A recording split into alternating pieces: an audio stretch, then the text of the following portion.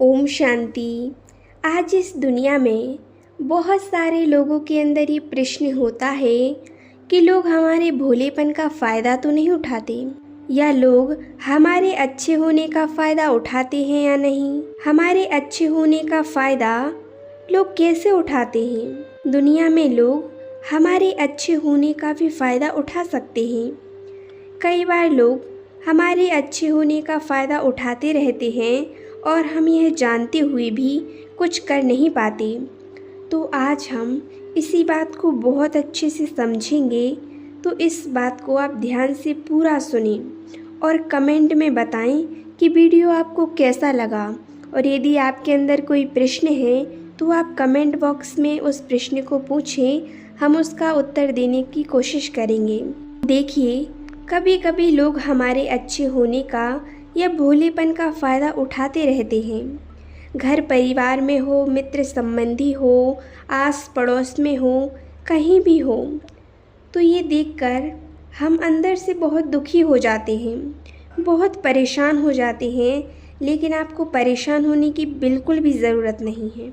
आप एक बात तो जानते ही होंगे कि भगवान शिव को भोलेनाथ कहा जाता है। तो उनको भोलेनाथ किस आधार पर कहते हैं? क्योंकि वो हमारे जीवन की दुख, अशांति, जीवन की सभी बुराइयों, तकलीफ़ों, सारी समस्याओं, सभी को हमारे जीवन से ले लेते हैं, सभी को हमसे ले लेते हैं और वह हमें अच्छाई, सुख, शांति और एक खुशहाल जीवन देते हैं। इसीलिए हम सब उनको बड़े प्यार से भोलेनाथ कहते हैं। लेकिन आप सोचो, जब आप उनको भोलेनाथ कहते हो तो वो तो दुखी नहीं होते। फिर आप दुखी क्यों हो जाते हो जब आपसे कोई भोलेपन का फ़ायदा उठाता है? आपको तो खुश होना चाहिए। जब कोई आपके अच्छे होने का फ़ायदा उठाता है तो आप दुखी ना हो। जब कोई आपके अच्छे होने का फ़ायदा उठाता है और आप उसको कुछ नहीं कहते, आप उसको वो फ़ायदा उठाने देते हो, इसका मतलब है आपने अपने जीवन की जो खुशियाँ हैं, जो वो खुशी का पल है, वो उसके साथ शेयर किया है, वो उसके साथ बांटा है। आपकी वजह से उसको खुशी मिल रही है। तो सोचिए, आप कितने महान हुए जो आप उसको खुशी दे पा रहे हैं। आप खुद सोचो, वो कब तक हमारे अच्छे होने का फ़ायदा उठाएगा? कभी ना कभी तो उसको खुद रियलाइज़ होगा कि ये जो वो कर रहा है वो कितना गलत कर रहा है। और ये जो हमारा भोलापन है या हमारा अच्छा होना, ये हमारी कमज़ोरी नहीं है, यह हमारा सबसे अच्छा गुण है। और भगवान भी हमारे इसी गुण को देखकर हमसे प्रसन्न होते हैं, हमारा हमेशा साथ देते हैं। आपका अच्छा होना आपके जीवन की वो सुंदर रचना है जिससे दूसरे व्यक्ति के किसी भी प्रकार के व्यवहार, किसी भी बात का आपके ऊपर कोई प्रभाव नहीं पड़ता। और ये भी आपके पुण्य के खजाने में जमा होता है।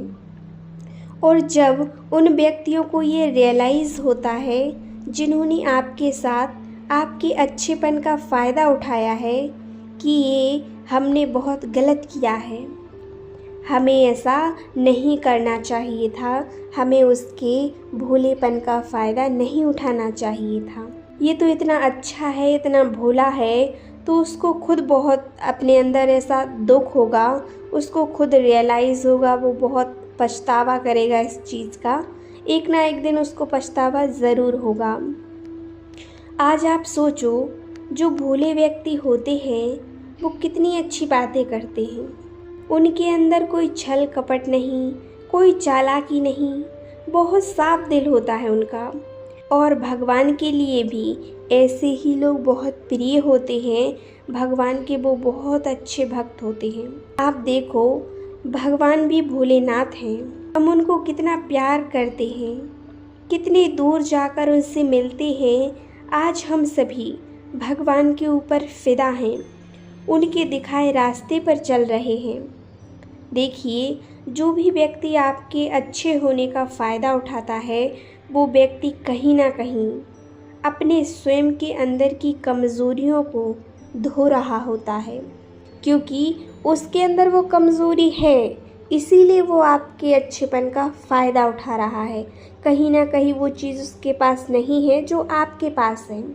आप खुद सोचो, वो इंसान आपके दम पर आगे बढ़ रहा है तो आप उससे कितने श्रेष्ठ हुए।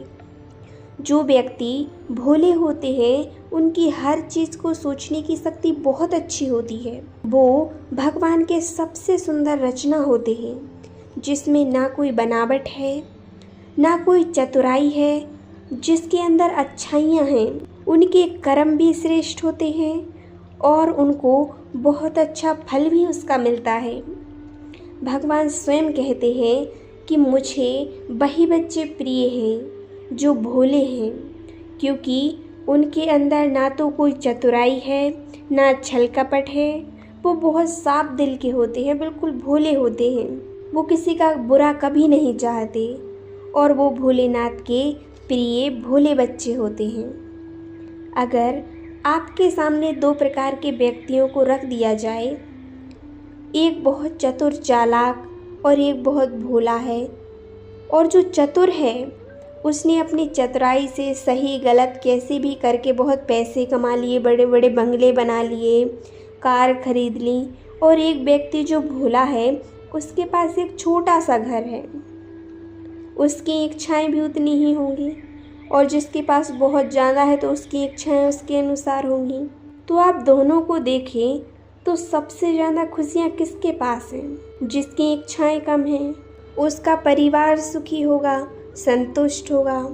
भोले व्यक्ति के पास भले ही बड़े बड़े घर बंगले ना हो, लेकिन जितना उसके पास है वो उसमें संतुष्ट है, वो उसमें खुश है, सही रास्ते पर चलता है, भगवान को मानता है, पुण्य कर्म करता है, और वो सब भगवान पे छोड़ देता है कि जितना है मैं उसमें खुश हूँ, बाकी भगवान जाने।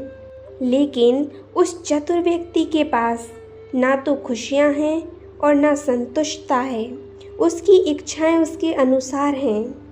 वो यही चाहेगा कि मेरे पास और आ जाए, ये आ जाए, वो आ जाए, और ऐसे लोग भगवान को भी भूल जाते हैं और उनसे गलत कर्म भी हो जाते हैं। जो छोटे व्यक्ति हैं, जिनकी इच्छाएं कम हैं, वह इसी चीज़ में खुश रहते हैं कि भगवान जो दे हमारे लिए वही अच्छा है। इसका अर्थ है उसने सब कुछ भगवान पर छोड़ दिया है, देने के लिए भगवान को उसने पकड़ लिया है। और बड़े व्यक्ति जो होते हैं, जिनके पास बड़े बड़े घर होते हैं, कार बंगले सब होते हैं, वो इंसानों को लेने के लिए पकड़ते हैं कि जो उनका होगा वो इंसान से आएगा, चाहे पैसा हो, वो इंसान को चीज़ के लिए यूज़ करते हैं। इसीलिए हम सभी को सबसे पहले अपने जीवन के महत्व को समझना है। यह बहुत ज़रूरी है। आज हम भले बहुत खुश हैं, बहुत अच्छा जीवन जी रहे हैं, लेकिन वो सब बनावटी है और दूसरों को दिखाने के लिए है। आज की दुनिया में लोग दूसरों को दिखाने के लिए बहुत कोशिश करते हैं, दूसरों को दिखाते रहते हैं कि हमारे पास ये है वो है। तो इसको छोड़कर आप अपने धैर्य की शक्ति को इतना अच्छा बना लो कि कोई आपके साथ कैसा भी व्यवहार करे, आपके साथ कुछ भी करे, कुछ भी आपसे बोले, आपके अच्छे होने का फ़ायदा उठाए, लेकिन आपके मन में यही आना चाहिए कि हमारे साथ वो ईश्वर है, वो भगवान हमारे साथ खड़ा है और मुझे किसी और से कोई फ़र्क नहीं पड़ता है। कोई मुझे क्या बोलता है, कैसा व्यवहार करता है, मुझे इससे कोई मतलब नहीं है, मेरे साथ वो ईश्वर है। यदि आप अच्छे हो तो जो व्यक्ति आपके साथ गलत करता है, एक दिन वो भी सोचेगा कि वो व्यक्ति कितना अच्छा था, कितने अच्छे स्वभाव उसका था, उसमें कितना धैर्य था। लोग आपको याद करेंगे, आपको दुआएं देंगे, उनको एक दिन रियलाइज़ ज़रूर होगा। हमारे जीवन में धैर्यता बहुत ज़रूरी है। आज यदि हमारी किसी से लड़ाई हो जाए तो हम उससे लड़ने लग जाते हैं। कोई हमें गाली दे, बुरा बोले तो हम पट से उससे बुरा बोलने लगते हैं। हम बिल्कुल भी नहीं सोचते, हम उससे फिर लड़ने लग जाते हैं। तो आपको ऐसा नहीं करना है, आपको धैर्यता रखनी है। हर काम बहुत सोच समझ कर करना है। इसीलिए आज से ही आप अपने जीवन में धैर्यता लाओ।